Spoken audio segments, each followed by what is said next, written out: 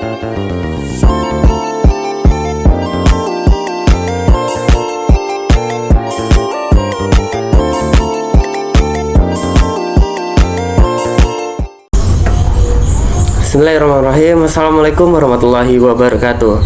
Perkenalkan, nama saya Riki Ramadhani, NIM 2102010061 dari Prodi Rekayasa Sistem Komputer semester 7. Baiklah, di sini saya akan membuat sebuah video mengenai tugas mata kuliah Machine Learning dengan judul prediksi penjualan emas. Nah, sebelumnya kita masuk ke aplikasi Spider Python 311. Nah, selanjutnya kita pertama-tama kita masukkan file, masukkan open. Selanjutnya ada di local disk C. Selanjutnya kita masuk ke user, lanjut ke Lenovo, dan kita selanjutnya masuk ke Spider P3. Nah, terakhir kita masuk ke file extract. Nah, kita masukkan unit title 4.py untuk datanya. Nah, di sini terdapat data untuk prediksi penjualan emas. Nah, selanjutnya kita masukkan file annual csv.csv. Ini adalah data price untuk penjualan emasnya. Selanjutnya kita masuk ke file monthly csv. Nah, di sini udah data price annual serta monthly. Nah, di sini kita mengenal terlebih dahulu apa itu prediksi penjualan emas. Nah, di sini penjualan emas merupakan salah satu aset yang memiliki pergerakan harga yang dinamis, baik secara tahunan maupun bulanan. Nah, kemampuan untuk memprediksi hasil emas sangat penting bagi pelaku pasar, baik untuk investasi maupun perdagangan. Dalam proyek ini, saya membangun sebuah model prediksi harga emas berdasarkan harga tahunan maupun bulanan dengan menggunakan algoritma linear regression. Proses ini memanfaatkan dua dataset, yaitu harga tahunan atau harga bulanan pada emas. Nah, di sini terdapat dataset yang digunakan. Nah, di sini saya menggunakan dua dataset utama. Yang pertama, ini dapat kita lihat adalah annual CSV dan CSV, serta yang kedua ada monthly CSV dan CSV. Nah, apa itu annual CSV? Yang merupakan dataset yang berisi data harga emas tahunan yang akan digunakan sebagai fitur model. Sedangkan monthly CSV dataset ini berisi data harga emas bulanan yang digunakan sebagai data target sebagai prediksi.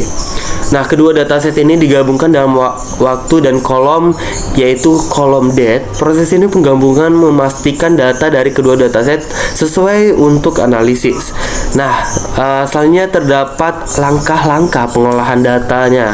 Nah, di sini proses pengolahan data melibatkan langkah-langkah sebagai berikut. Yang pertama, membaca dataset atau load dataset, yang mana dataset diakses menggunakan library Pandas. Saya memastikan bahwa file tersedia di lokasi yang benar dan memeriksa struktur kolomnya. Soalnya ada pun yang kedua tadi adalah pastikan kolom yang benar. Dan selanjutnya kita menggabungkan dataset, yang mana dataset tahunan dan bulanan digabungkan berdasarkan kolom date. Nah, di sini marge dataset berdasarkan kolom date. Nah, di sini pun ada pisahkan fitur X dan target Y, yang mana membagi data menjadi 80% untuk pelatihan dan 20% untuk pengujian menggunakan fungsi train, test, split dari library scikit-learn. Nah, selanjutnya pembuatan dan pelatihan model. Nah, di sini saya menggunakan algoritma linear regression untuk mempelajari hubungan antara harga tahunan emas dengan harga bulanan emas setelah model dilatih. Saya melakukan prediksi pada data pengujian untuk mengukur performanya. Oke, di sini terdapat fitur X dan target Y. Di ini dapat kita lihat. Nah, selanjutnya kita membagi data menjadi data pelatihan dan data pengujian, yang mana yang udah dijelaskan saat tadi bahwasannya saya menggunakan algoritma linear regression. Nah, setelah data diuji dan dilatih, kita membuat latih model regresi linear, yang mana selanjutnya kita melakukan prediksi. Setelah prediksi kita melakukan evaluasi model. Yang mana model ini dievaluasi menggunakan dua metrik utama. Yang pertama mean squared error atau MSE 0,00. Selanjutnya MSE mengukur rata-rata kuadrat dari kesalahan prediksi. Nilai yang lebih kecil menunjukkan akurasi model yang lebih baik. Nah, di sini selanjutnya ada R squared, yang mana R kuadrat ini 1.00 yang mengukur beberapa baik model menjelaskan variabilitas pada target. Nilai mendekati 1 menunjukkan model yang sangat baik.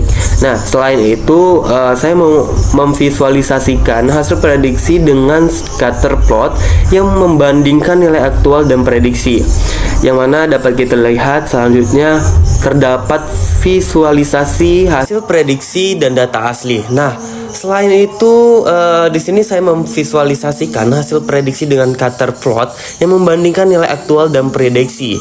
Nah, model memprediksi harga bulanan sebesar 1.750. Hal ini menunjukkan bahwa model dapat digunakan untuk memberikan perkiraan harga bulanan dengan cukup baik.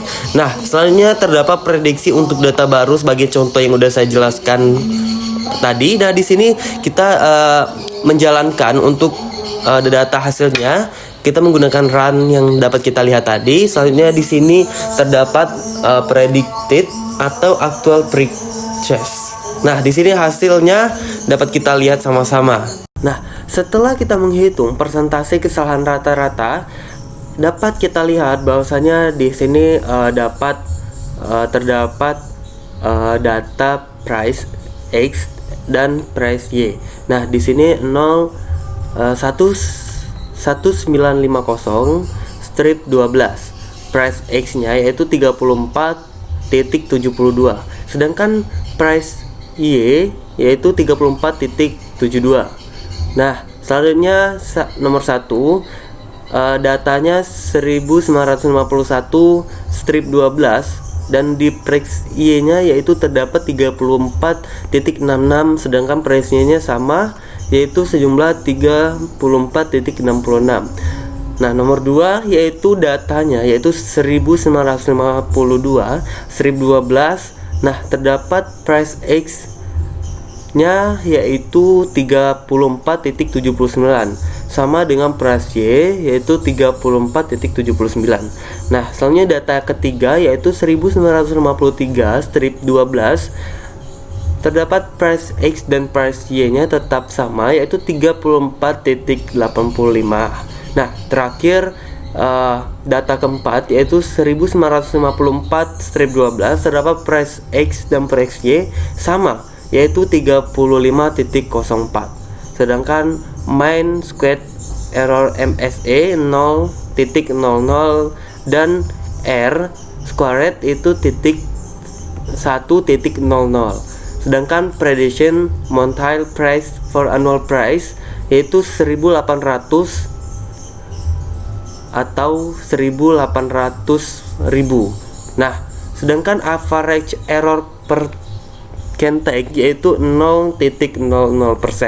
Nah, dapat kita simpulkan bahwasannya proyek ini menunjukkan bahwa linear regression adalah metode yang efektif untuk memprediksi hasil emas bulanan ataupun tahunan berdasarkan data harga tahunan. Meskipun hasilnya cukup baik, model ini masih menggunakan dan dapat ditingkatkan dengan menggunakan dataset yang lebih besar atau algoritma yang lebih kompleks seperti random forest atau neural networks. Nah, mungkin itu saja yang dapat saya sampaikan. Semoga dapat bermanfaat bagi kita semua. Lebih dan kurangnya saya mohon maaf. Saya akhiri, wassalamualaikum warahmatullahi wabarakatuh.